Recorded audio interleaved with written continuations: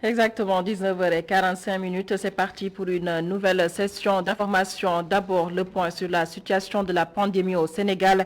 Coronavirus, 712 nouvelles contaminations, soit un taux de positivité de 20,10%. À ce jour, 14 décès ont été signalés. 76 patients sont pris en charge dans les services de réanimation. 443 patients ont été contrôlés négatifs, donc déclarés guéris. Et justement, comment vivre avec le virus coronavirus tout en respectant les gestes barrières et le protocole sanitaire?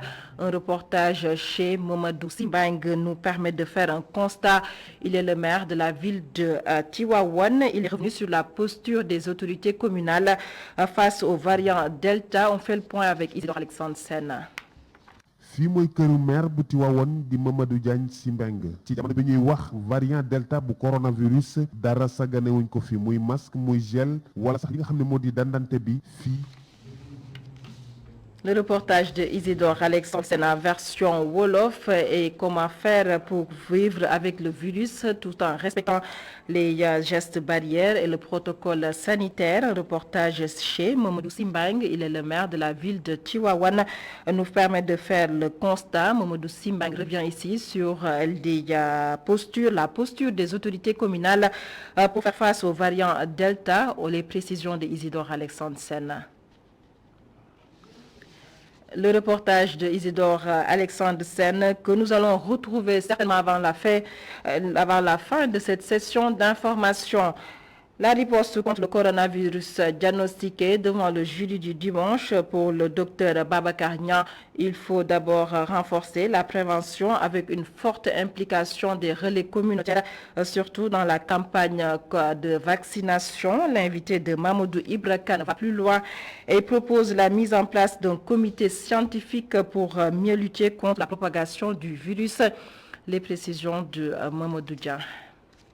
La stratégie de riposte contre la pandémie de Covid-19 interpelle Dr Babacar Niang, l'invité du jury du dimanche à Sen.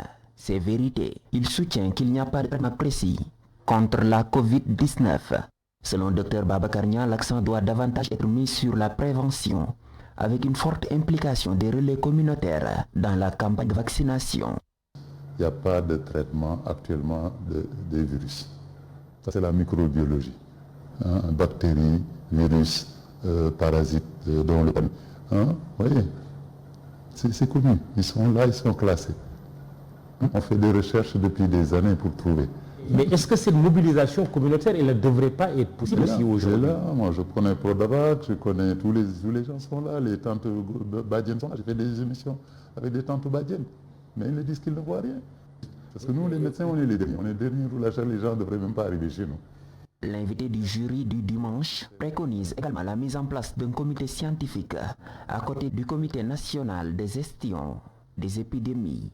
La profession, ça se met en place et on doit être prêt à tout. On n'attend pas qu'il y ait un petit business pour dire voilà, c'était budget temps, on recrute des gens, ses copains, on les met là-bas, on les paye, tout le monde se tait, tout le monde doit se taire. Vous êtes au courant? Bousso est parti. Les scientifiques, il n'y a aucun qui parle. Les têtes tombent dès que tu parles. Alors qu'il faut un comité scientifique. Donc il aurait fallu qu'il y ait un plateau scientifique de gens qui n'ont peur de rien, qui n'ont aucune contrainte, qui nous donnent des analyses. C'est maintenant ce comité de gestion. Est-ce qu'il va se brancher, excusez-moi le terme, sur ce comité scientifique pour donner les bonnes informations à nos autorités?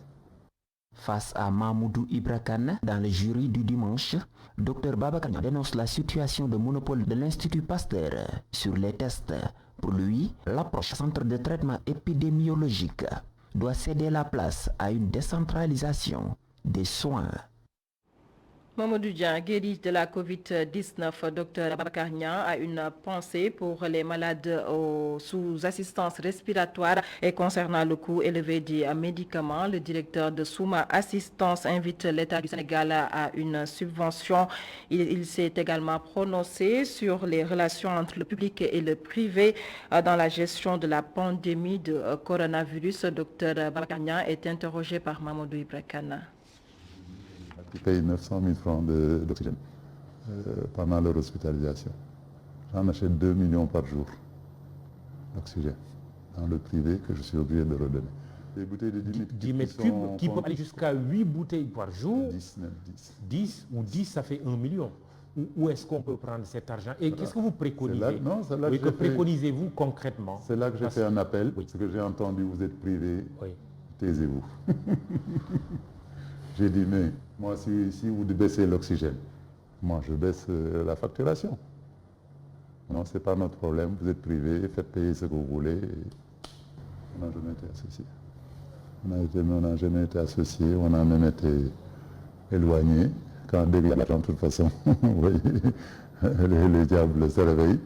Hein, quand on a parlé de milliards, on nous a acheté. C'est quand ça ne va pas maintenant qu'on nous dit, venez, vous regrouper, on va vous aider. Et nous, on n'a pas besoin d'aide. C'est la population sénégalaise qui a besoin d'aide. Docteur était l'invité ce dimanche de Mamadou Ibra Kane. Il était devant le jury du dimanche. Le décès de l'ex-président du district de football de Pikine, Samba Sarr, on en reparle sous le choc. L'ASC Thiossane compte entamer une bataille judiciaire. Une plainte a été annoncée et c'est auprès du procureur général pour élucider les circonstances du décès de Samba Sarr. Les précisions de El Hadj Malik Samb, il est le secrétaire administratif de l'ASC Thiossane. Je vous propose de l'écouter au micro de Papa Alioune Sarr. Nous sommes toujours sur le coup du décès du président Samba Sarr, en l'occurrence le manager général de l'ASC Thiossane.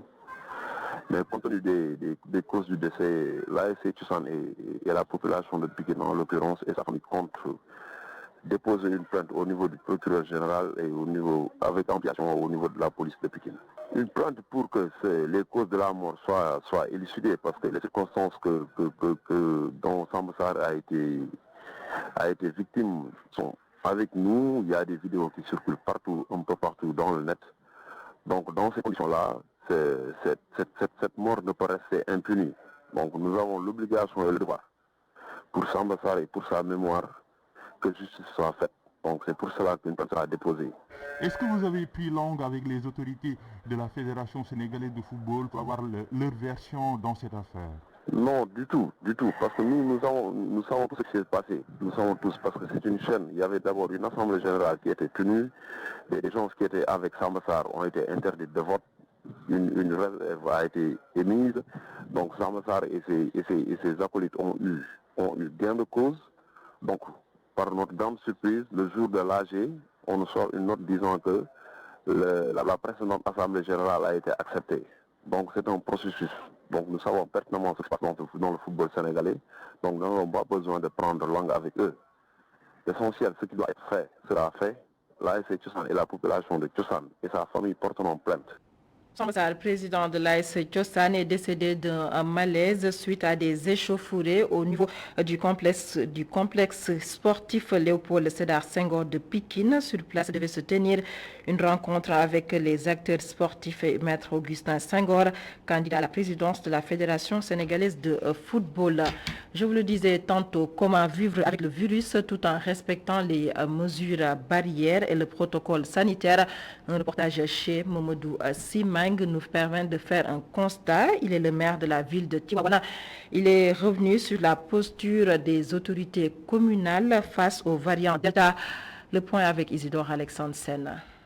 Chez le maire de Tivaouane, il ne faut surtout pas jouer avec les gestes barrières, masque, gel, distanciation physique, bref, un protocole sanitaire domestique. Et vous-même, vous avez dû le constater, en arrivant, il y a un dispositif qui est là depuis donc mars 2020. À l'arrivée, il faut se désinfecter, il faut mettre le masque. Même posture dans son lieu de travail. À la SNHLM, la pandémie a réaménagé le quotidien de l'entreprise. Nous avons réduit à ce strict minimum les audiences. Et pour les audiences pour lesquelles nous sommes obligés de le faire, c'est un dispositif. C'est-à-dire que nous respectons la distanciation sociale, il faut que chacun mette le masque. Et régulièrement, on désinfecte les lieux. La petite famille, celle professionnelle mais aussi celle de Tivaouane, la cité de Maodo, un bel exemple dans la lutte contre la pandémie. Lors de la peste de 1914, c'est Seydi Hadji Malick Sy qui est allé voir le gouverneur général. Il voulait même incendier Guet-Ndar, comme le dit Abdoulaye Salamine, parce que les indigènes ne voulaient pas se faire vacciner. Mais Cheikh Seydi Hadji Malick lui-même, qui s'est présenté au service d'hygiène le premier pour se faire vacciner et les centaines de milliers de Saint-Louisiens ont suivi. Le deuxième exemple, c'est ici à Tivaouane, depuis plus d'1 an maintenant, le khalife général Serigne Babacar Sy Mansour, que Dieu lui prête une longue vie et une excellente santé, a décidé de la fermeture du zawiya de Cheikh Seydi Hadji Malick, de la mosquée de Serigne Babacar Sy. Ça, c'est une décision majeure. Mais aujourd'hui, l'histoire lui donne raison. Il y avait le stade municipal de Tivaouane qui était fréquenté avec des tournois de football qui s'y déroulaient quotidiennement, mais j'ai pris un arrêté de fermeture.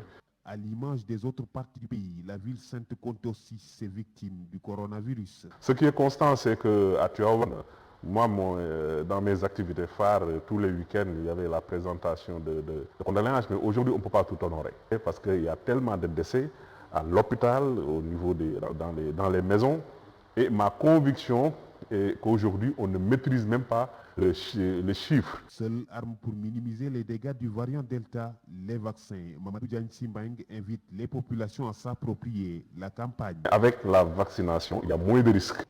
Isidore Alexandre Sen, et nous parlons de tout à fait autre chose avec l'hivernage qui a fini de s'installer au Sénégal. Des habitants des quartiers inondables sont sur le qui-vive. Au quartier Bagdad de Guédiawaye, par exemple, les populations mènent des opérations de curage pour ne pas être surpris. Reportage dans la banlieue de Dakar avec notre correspondant permanent Mamadou Lamine Fatija.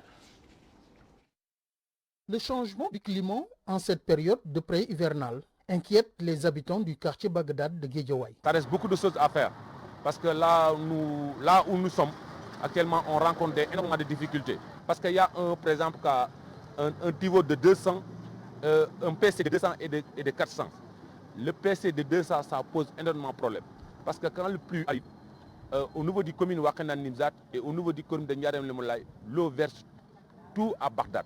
Ça pose énormément de problèmes. Actuellement, s'il pleut, en ce moment-là, nous aurons énormément de difficultés parce que je sais que toutes les maisons seront inondées. Pour préparer l'hivernage, les habitants du quartier Bagdad n'ont pas attendu les autorités. Ils ont organisé des activités de curage. D'abord curer et désensibiliser tout ce qui était, par exemple, comme handicap. Au niveau du curage, au niveau de, par exemple, des canaux.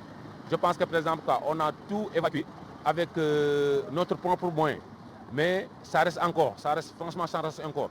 Mais nous demandons à tous de mieux se préparer parce que l'hivernage, c'est quelque chose qui est extrêmement difficile à notre niveau, ici à Bagdad. Les ordures que les populations déversent dans les canaux d'évacuation freinent le drainage des eaux de pluie. Une situation que déplore le coordonnateur du mouvement Vivre avec l'eau de Bagdad. Mais on a énormément de difficultés avec les charretiers. Parce que les charretiers, souvent, ils viennent ici, par exemple, pour déverser leurs poubelles ici et leur gravaille. Donc c'est la raison pour laquelle, quand par exemple l'hivernage est arrivé en train de pluie, nous avons tous les canaux par exemple sont bloqués. Donc nous demandons par exemple à l'autorité administrative, l'autorité judiciaire de prendre toutes les responsabilités. Les habitants des quartiers inondables de la banlieue dakaroise ne dorment plus à point fermé avec l'hivernage qui s'annonce. C'est pourquoi des initiatives ont été prises pour éviter toute surprise. Mamadou Lamine Fati, transition juste trouvée pour parler de l'environnement avec la journée nationale de l'arbre célébrée ce 1er août 2021 à Ziguinchor, le village de Bouyoui dans le département de Oussouye, une localité choisie pour marquer cette journée nationale de l'arbre. Pour cette édition, l'arbre para le Caïcédra. Le compte rendu est signé à Sanba. C'est sous les géants Caïcédra du village de Bouyoui dans la commune de Djembereng que les autorités de la région de Ziguinchor ont célébré la journée nationale de l'arbre. L'arbre parrain de cette 38e édition est un symbole dans cette zone du département d'Oussouye. Le commun du Sénégalais, c'est que dans la société Diola, la communication n'est pas que faite verbalement. Elle peut se faire également à travers des instruments. Le bombolon, c'est un outil de communication typiquement Diola, mais il est conçu pour la plupart de l'arbre. Après avoir sensibilisé la population sur la préservation de la forêt, le gouverneur de la région de Ziguinchor est largement revenu sur l'importance de cet arbre dans notre environnement. Le haï a de multiples usages dans la construction, l'ébénisterie, la menuiserie, l'artisanat, la pharmacopée pour les hommes et les animaux domestiques, le fourrage, la cosmétique. Avec l'agression qu'en train de subir la forêt casamançaise depuis quelques années, l'inspecteur régional des eaux et forêts invite les populations à plus de responsabilités. En plus, l'importance du Khaï du fait de ses divers usages et son rôle dans la fixation des sols, la lutte contre l'érosion, la production de bois d'œuvre et de services doit pousser les communautés à restaurer et à développer les peuplements de Kaïsedra ou Akajou du Sénégal. Cette journée de l'arbre a été clôturée dans la pure tradition Diola avec le Ekonkong, la danse fétiche dans cette partie du Kassa.